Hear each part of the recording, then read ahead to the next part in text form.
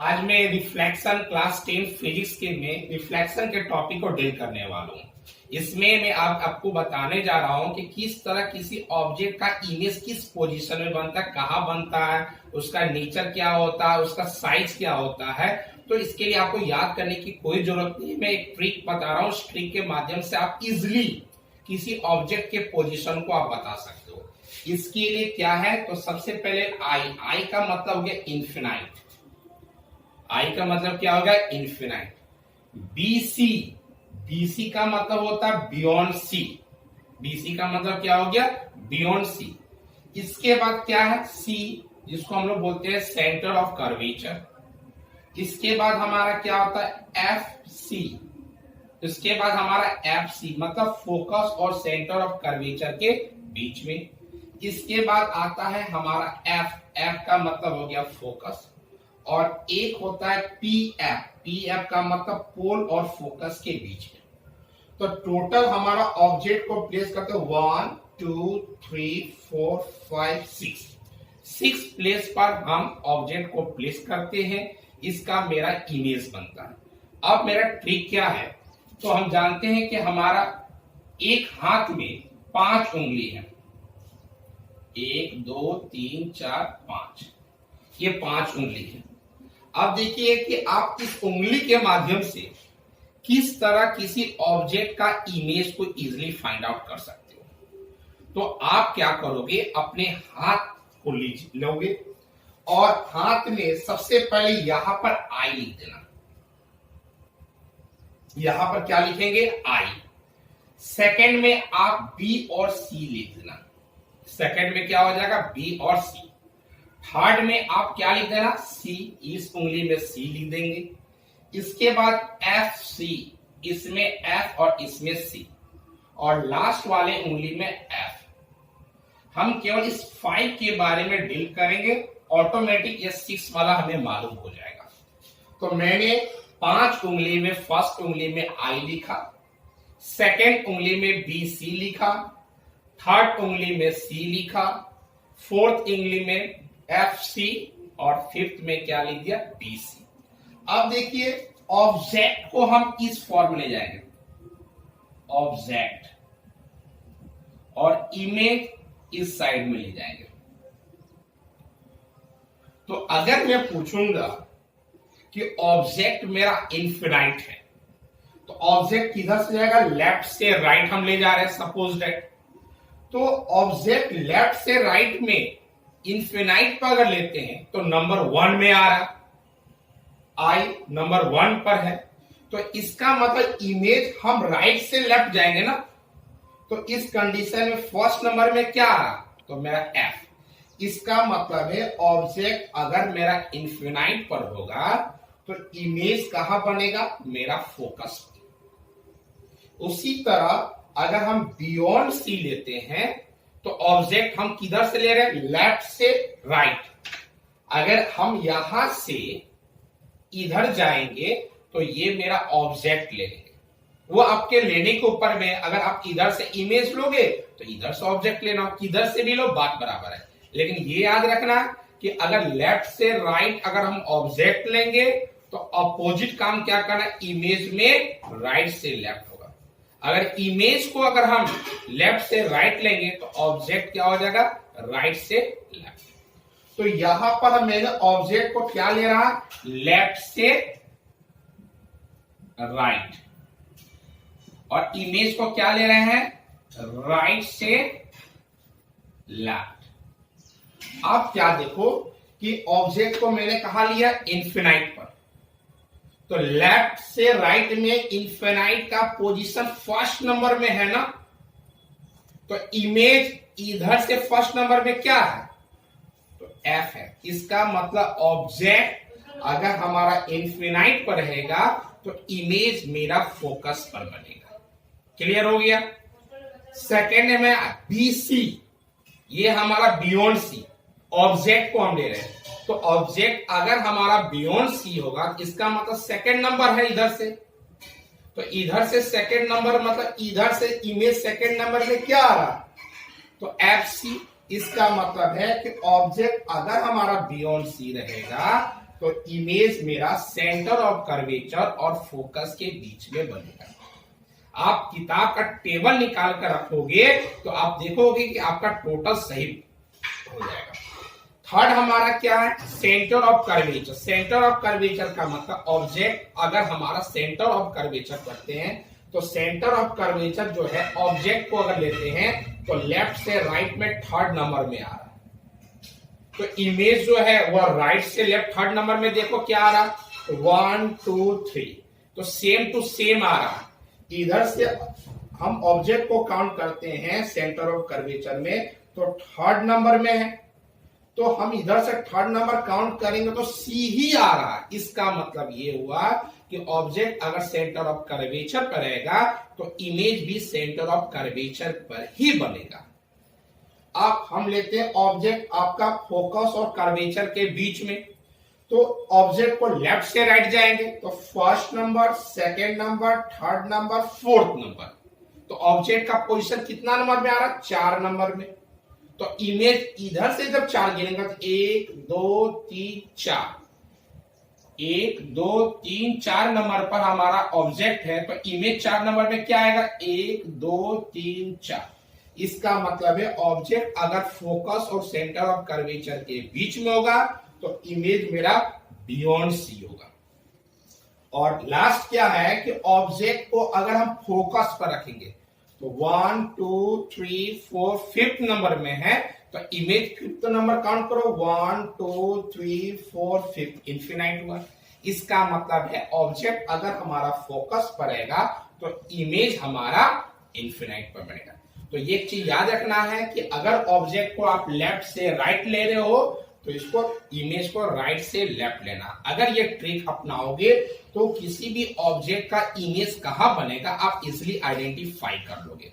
अब हम आ रहे हैं इसके नेचर के बारे में। नेचर 2 ही प्रकार का होता है, एक होता है रियल एंड इनवर्टेड और दूसरा होता है वर्चुअल एंड इरेक्ट।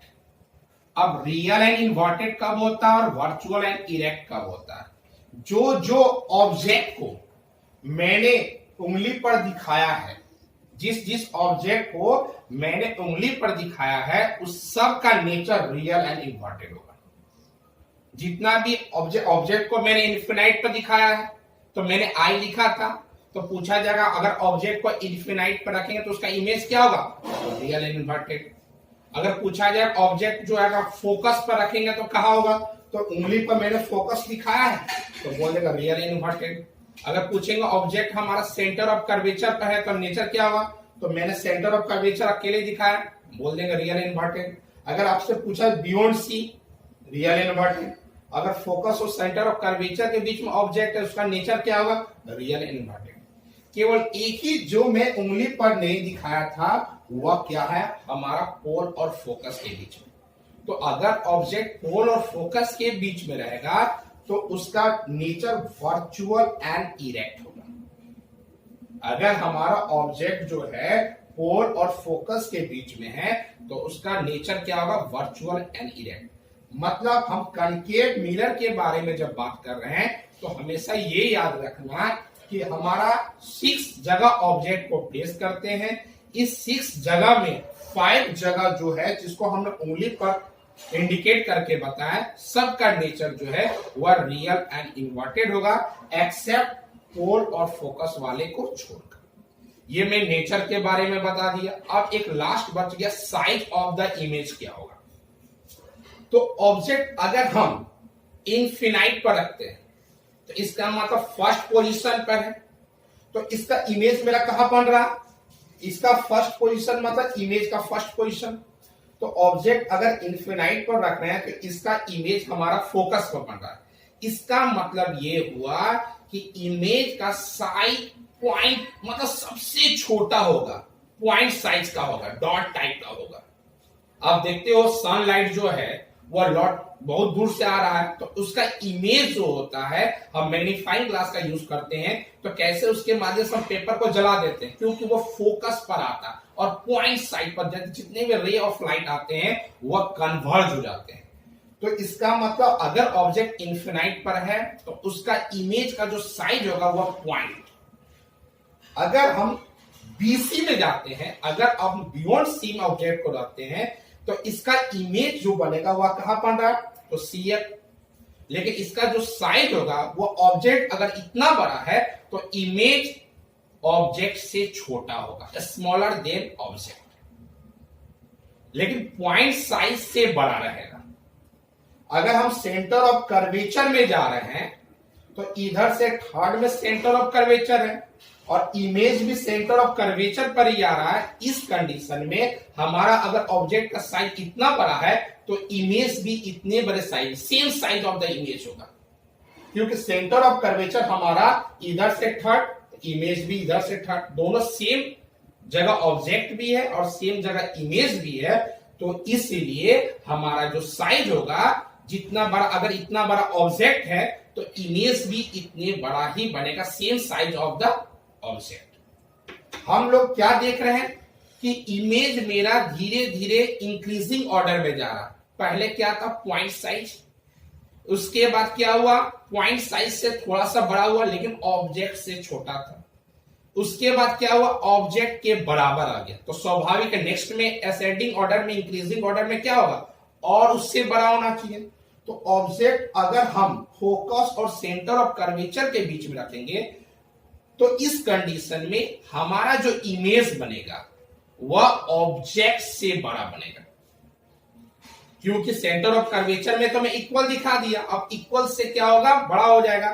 तो डेट मीन्स अगर ऑब्जेक्ट जो है फोकस और सेंटर ऑफ कर्वेचर पर रखेंगे तो इमेज मेरा जो है वह लार्जर देन द ऑब्जेक्ट होगा। और ऑब्जेक्ट अगर हम फोकस में रखते हैं तो इमेज सबसे लार्ज होगा।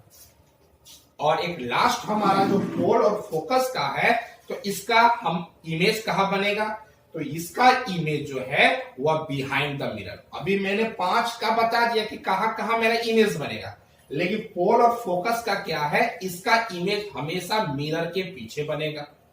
इसका नेचर क्या होगा, वर्चुअल एंड इरेक्ट होगा। और इसका साइज जो होगा, जितना भी इमेज बना, इन सभी इमेज से सबसे बड़ा इमेज जब ऑब्जेक्ट पोल और फोकस के बीच में रहेगा।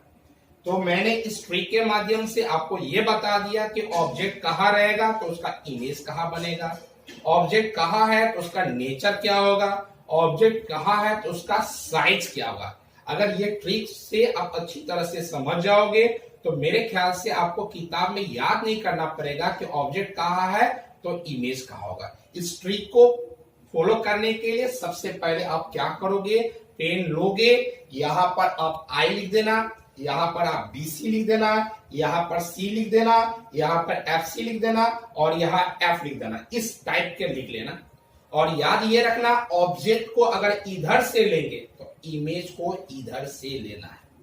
अगर ऑब्जेक्ट को अगर हम लेते हैं BC, इधर से सेकंड है तो इमेज को इधर से सेकंड ही लेना है।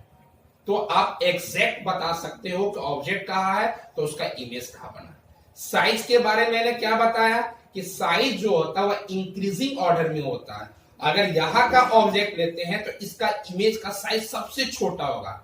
यहां का ऑब्जेक्ट लेंगे तो साइज पॉइंट साइज से बड़ा होगा लेकिन ऑब्जेक्ट से छोटा होगा। लेकिन जब बीचों बीच में आते हैं तो ऑब्जेक्ट का साइज और इमेज का साइज दोनों सेम रहेगा। इसमें क्या था, इसको मैंने उंगली पर नहीं रखा था इसलिए इसका डिफरेंट प्रॉपर्टीज है। इसका इमेज मिरर के पीछे बनेगा, जितना भी है सब मिरर के आगे बन रहा है। ये जितना भी इमेज है ऑब्जेक्ट का सब मिरर के आगे बनेगा, लेकिन इसको उंगली पर नहीं रखे थे इसलिए इसका इमेज मिरर के पीछे बनेगा। इसको उंगली पर रखे थे इसलिए नेचर रियल एंड इन्वर्टेड हुआ। इसको उंगली पर नहीं रखे थे इसलिए वर्चुअल एंड इरेक्ट होगा। ये सबको हम लोग उंगली पर रखे थे तो साइज मैंने इंक्रीजिंग ऑर्डर में बता दिया कैसे कैसे बढ़ जा रहा, और ये उंगली पर नहीं था इसलिए इसका इमेज जो है वह सबसे बड़ा बनेगा इन द कॉनकेव मिरर। तो नेक्स्ट वीडियो में मैं आपको बताऊंगा उंगली के माध्यम से ही कि कैसे हम साइन थीटा का वैल्यू, कॉस थीटा का वैल्यू, ट्रिग्नोमेट्रिक टेबल जो होता है एंगल से रिलेटेड कि साइन 30 कितना होता है, कॉस 30 हमें याद करना पड़ता है, तो इस उंगली के माध्यम से नेक्स्ट वीडियो में बताऊंगा कि कैसे हम sin 30 का वैल्यू कितना होता है। उंगली में जिस तरह आई, बी, सी, सी, एफ, सी और एफ लिखे, उसी तरह कुछ कोडवर्ड लिखेंगे। उस कोडवर्ड के माध्यम से भी आप टेबल को भी याद कर सकते हो। आपको किताब की आवश्यकता नहीं पड़ेगी। तो आज के लिए इतना।